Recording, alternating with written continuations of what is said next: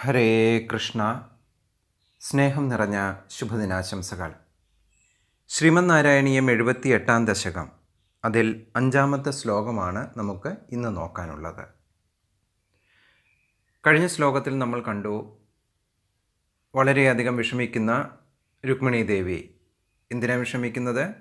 തൻ്റെ സഹോദരൻ ഏറ്റവും നീചനും ദുഷ്ടനുമായിട്ടുള്ള ശിശുപാലന് തന്നെ വിവാഹം കഴിച്ചു കൊടുക്കാം എന്ന വാഗ്ദാനം അറിഞ്ഞതിന് ശേഷം ഉടനെ തന്നെ ചിന്തിച്ചു, ഇതിൽ നിന്നും എങ്ങനെ പുറത്തു കടക്കാം. ഭഗവാൻ മനസ്സിൽ തോന്നിച്ചു, എത്രയും വേഗം വിശ്വസിക്കാൻ കൊള്ളാവുന്ന, അതേസമയം ഊർജ്ജസ്വലനായ ഒരു ബ്രാഹ്മണ കുമാരനെ ഭഗവാന്റെ അടുത്തേക്ക് പറഞ്ഞു വിടുകയാണ് താൻ ആദ്യം ചെയ്യേണ്ടത് എന്ന് മനസ്സിലാക്കിക്കൊണ്ട് അപ്രകാരം പ്രവർത്തിച്ചു.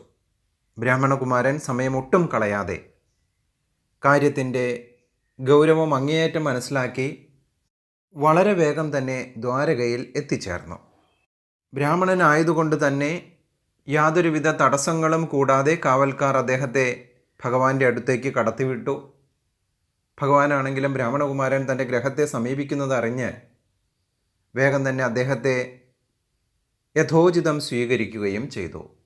തന്നെ വളരെ സ്നേഹത്തോടു കൂടി പരിചരിക്കുന്ന ഭഗവാനെ തൻ്റെ ആഗമന ഉദ്ദേശം അറിയിക്കാൻ തുടങ്ങുകയാണ് ബ്രാഹ്മണകുമാരൻ. ഇതുവരെയാണ് 5-ാം ശ്ലോകത്തിൽ നമുക്ക് മനസ്സിലാക്കാനുള്ളത്. ശ്ലോകം നോക്കാം. ദ്വിജ സുതഃ അപി ചതൂർണം ഉപായയൗ തവ പുരം ഹി ദുര ആശ ദുര അസദം മുദം അവാപ ച സാദരപൂജിത സ ഭവതാ അപഹൃത സ്വയം. ചെറിയ ശ്ലോകമാണ്. ദ്വിജസുത, ബ്രാഹ്മണ കുമാരൻ.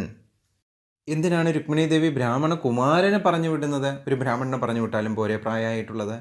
അപ്പോൾ അവിടെ കാണിക്കുന്നത്, ബ്രാഹ്മണനാകുമ്പോൾ പതിയെ നാമമൊക്കെ ചൊല്ലി അവിടെ ചെല്ലുമ്പോഴത്തേക്കും കുറച്ച് സമയം എടുക്കാം.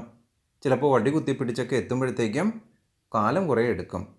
മാത്രമല്ല, ആ പ്രേമത്തിൻ്റെ തീഷ്ണത പൂർണ്ണമായും അദ്ദേഹത്തിന് ഉൾക്കൊള്ളാൻ സാധിച്ചു എന്നും വരില്ല. അപ്പോൾ ഒരു കുമാരനാണ് എങ്കിൽ തൻ്റെ ഉള്ളിലെ ആ ആദി പ്രേമതീഷ്ണത ഭഗവാനെ എത്രയും വേഗം അറിയിക്കുന്നതിന് ഈ കുമാരന് സാധിക്കാം എന്നുള്ളത് കൊണ്ടാണ് രുക്മിണി ദേവി ബ്രാഹ്മണ കുമാരനെ തന്നെ തിരഞ്ഞെടുക്കുന്നത്. ദ്വിജസുത അപി ച തൂർണം ഉപായയൗ. തൂർണം എന്ന് പറഞ്ഞ് വേഗത്തിൽ തന്നെ എത്തിച്ചേർന്നു. എവിടെ എത്തിച്ചേർന്നത്? തവപുരം, അങ്ങയുടെ കൊട്ടാരത്തിൽ, ദ്വാരകയിൽ വളരെ വേഗം തന്നെ, ഒരു നിമിഷം പോലും പാഴാക്കാതെ എത്രയും വേഗത്തിൽ തന്നെ കൊണ്ടെത്താൻ സാധിക്കുമോ അത്രയും വേഗത്തിൽ രുക്മിണി ദേവിയുടെ ആ വേദന ഉൾക്കൊണ്ടുകൊണ്ട് ബ്രാഹ്മണകുമാരൻ എത്തിച്ചേർന്നു. ഭഗവാന്റെ ഗ്രഹത്തിൽ പെട്ടെന്ന് തന്നെ കയറി ചെല്ലുക എന്ന് പറഞ്ഞാൽ അത്ര എളുപ്പമാണോ? അല്ല. അവിടെ ആർക്കാ ചെല്ലാൻ സാധിക്കുക? ദുര ആശ ദുര അസദം, അതായത് യാതൊരു വിധത്തിലുള്ള ദുഷ്ട ആഗ്രഹങ്ങളുമില്ലാത്ത ദുരാശ, ദുരാഗ്രഹികൾക്ക്, ദുഷ്ടമായ മനോവൃത്തിയുള്ളവർക്ക് കടന്നു ചെല്ലാൻ സാധിക്കാത്തതായിട്ടുള്ള അങ്ങയുടെ ആ ധാമത്തിലേക്ക്, അങ്ങയുടെ ആ ദ്വാരകയിലേക്ക് ബ്രാഹ്മണകുമാരൻ വളരെ വേഗത്തിൽ എത്തിച്ചേർന്നു. അപ്രകാരം എത്തിച്ചേർന്ന ബ്രാഹ്മണൻ മുദമവാപ, അത്യധികം സന്തോഷം പ്രാപിക്കുകയും ചെയ്തു. എന്തുകൊണ്ടാണ് സന്തോഷം പ്രാപിച്ചത്? സാദരപൂജിത സാദരപൂജിത, വളരെ സ്നേഹത്തോടും ആദരവോടും കൂടി പൂജിക്കപ്പെട്ടവനായി. നമ്മുടെ വീട്ടിലേക്ക് ആരെങ്കിലും കടന്നു വരുമ്പോൾ എത്ര സ്നേഹത്തോടു കൂടിയാണോ നമ്മൾ അവരെ സ്വീകരിക്കുന്നത് എന്നതിനനുസരിച്ചിരിക്കും അവരുടെ സന്തോഷം. നമ്മുടെ കണ്ണുകളും വാക്കുകളും എല്ലാം ആ സ്നേഹത്തിൻ്റെ ഭാഷ അവരറിയിക്കുകയും ചെയ്യും. നമ്മുടെ ഭാഷ സന്തോഷത്തിൻ്റേതാകുമ്പോൾ അവരുടെ ഉള്ളിലും സന്തോഷം നിറയും. ഇവിടെ ആ ബ്രാഹ്മണകുമാരനെ വളരെ സ്നേഹത്തോടു കൂടി സ്വീകരിക്കുകയാണ്. സ ഭവത, ഭഗവാൻ തന്നെ സ്വീകരിക്കുകയാണ്. ഭഗവാൻ എങ്ങനെയുള്ള ആളാണ്? ഭവ താപഹൃത.